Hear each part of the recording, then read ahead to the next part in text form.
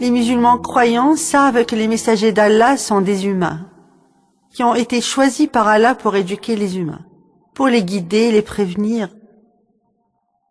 Les croyants croient en l'unicité de Dieu et en l'unicité de la nature humaine, parce qu'il n'y a pas de différence entre nous. Les hommes ne sont pas meilleurs que les femmes, les blancs ne sont pas meilleurs que les noirs. Les croyants se demandent pourquoi Dieu aurait envoyé des messages différents. Serait-ce pour nous embrouiller? Bien sûr que non. Les messages envoyés par Dieu à l'humanité ont toujours été un seul et même message. Ce message était le suivant. Adore Dieu seul. Ne l'associe pas avec quelqu'un. C'est le message que Noé nous a dit, qu'Abraham nous a dit, que Jean le Baptiste nous a dit, que Moïse, Jésus et Mohamed, paix soit avec eux, ont dit. Personne n'est digne d'adoration excepté le Créateur lui-même. Et cela n'a jamais été des religions, mais toujours une seule religion. Ce n'est pas la religion de Mohamed seul, ni la religion de Moïse, ni la religion de Jésus seul, ni d'Abraham, mais c'est la religion de Dieu, qui nous a été transmise une fois par Moïse, une fois par Jésus et une fois par Mohamed. Ce qui veut dire qu'en se convertissant à l'islam, le musulman a rejoint Mohamed dans sa religion, Moïse dans sa religion, Jésus dans sa religion. Comme tous les musulmans, nous croyons que tous les messagers d'Allah sont les êtres les plus purs, les plus nobles sur terre. Ils n'ont jamais connu de graves fautes ni de péchés, parce qu'ils ont été choisis par Allah le Tout-Puissant. Ils ont délivré son message d'une manière parfaite. Et si quelqu'un pouvait se demander comment, nous lui répondrions que celui qu'ils a choisi est le Tout-Parfait, le Tout-Puissant, le Maître du monde entier, le Seigneur de l'univers, Allah le Dieu Tout-Puissant. Quand il choisit quelque chose, il fait son choix avec sagesse et un savoir absolu. Il a choisi ses messagers pour transmettre son message et sa lumière à l'humanité. Les musulmans croient que les messagers de Dieu sont des humains, c'est-à-dire qu'aucun d'eux n'est le fils de Dieu. L'islam respecte et honore Jésus-Christ. Le Coran confirme que sa naissance en père est un miracle fait par la puissance de Dieu et que par cette même puissance, Adam et Ève ont été créés sans un père ni une mère. Dieu aime autant Jésus qu'Adam. Il l'a créé de poussière et puis lui a dit « sois » et il fut. Les musulmans tiennent Marie, mère de Jésus, en haute estime. Le Coran a mentionné sa position primordiale en rappelant ce que les anges ont dit. Ô Marie, certes, Allah t'a élu et purifié. Il t'a élu au-dessus de toutes les femmes du monde.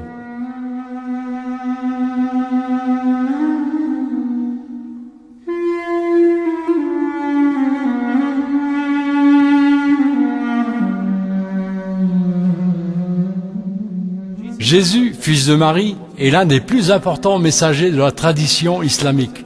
Il est l'un des 5 grands messagers reconnus par le Coran. Il a été persécuté et beaucoup lui ont causé du tort. Mais son message a résisté et la lumière de son message brille jusqu'à ce jour. Dans le Coran, Allah a appuyé sur l'importance de croire en tous ses messagers et ses livres. Comme condition à la foi en disant « Dites nous croyons en Allah et en ce qui nous a été révélé, et en ce qu'on a fait descendre vers Abraham, Ismaël, Isaac et Jacob et les tribus, et en ce qu'on a donné à Moïse et à Jésus, et en ce qui a été donné aux prophètes venant de leur Seigneur. Nous ne faisons aucune distinction entre eux, et à lui nous sommes soumis. »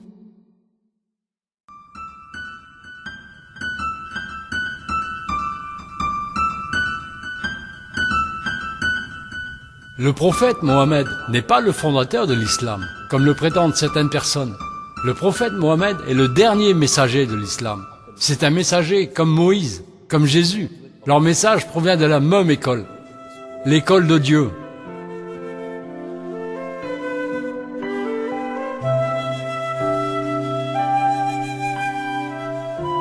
Les traditions du prophète Mohammed paix soit avec lui, représente ce qui est appelé la sunna chez les musulmans.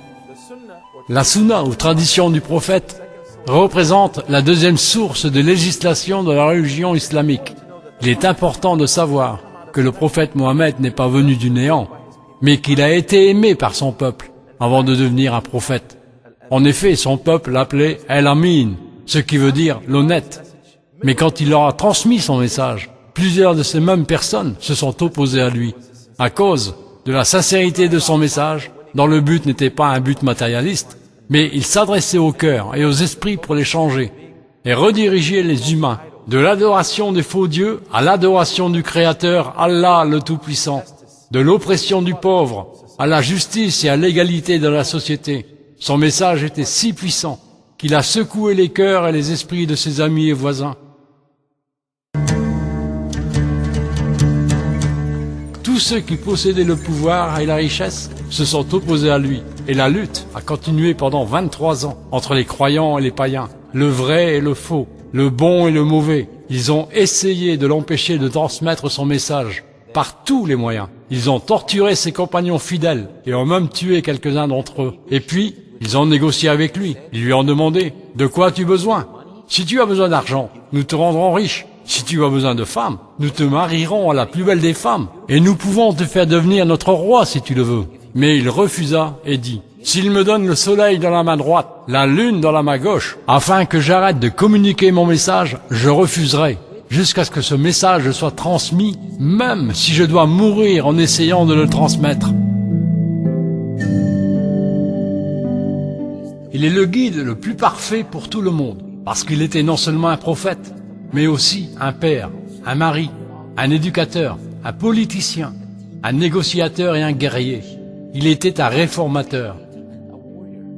Depuis 14 siècles, il a pu convaincre les juifs, les chrétiens et les musulmans, les païens, de s'asseoir ensemble pour signer un pacte appelé la Constitution de la ville, qui disait « Si notre ville est attaquée par un ennemi, nous nous unirons pour la défendre. » Ceci a été vu comme une révolution à l'époque, parce qu'en ce temps, la loyauté était consacrée à la tribu à laquelle on appartenait. Mais il a été capable de les convaincre de mettre leurs différences à l'écart et de commencer à penser pour la première fois comme une société civilisée.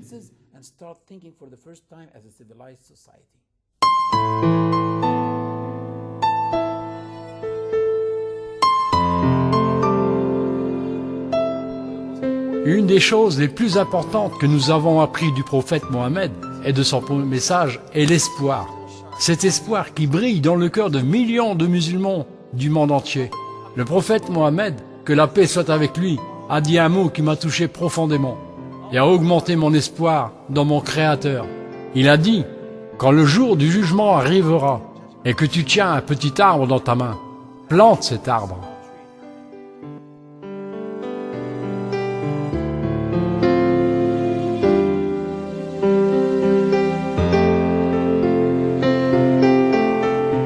Avant l'arrivée du prophète Mohammed, la société sous-estimait la femme. Elle figurait parmi les propriétés personnelles de l'homme et elle était même considérée comme un objet d'héritage. Le prophète Mohammed a mis fin à l'abus de la femme, il lui a donné le droit d'hériter, de divorcer et de s'instruire et de garder son identité dans la vie sociale.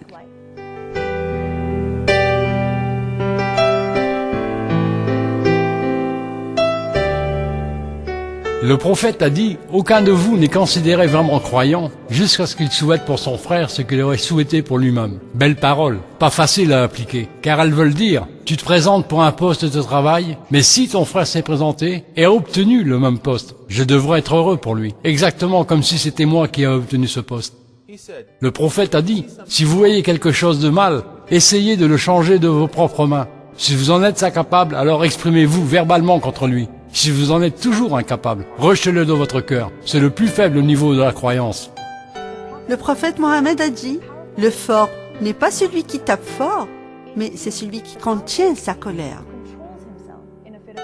Parce que la plupart des crimes sont commis dans un état de colère.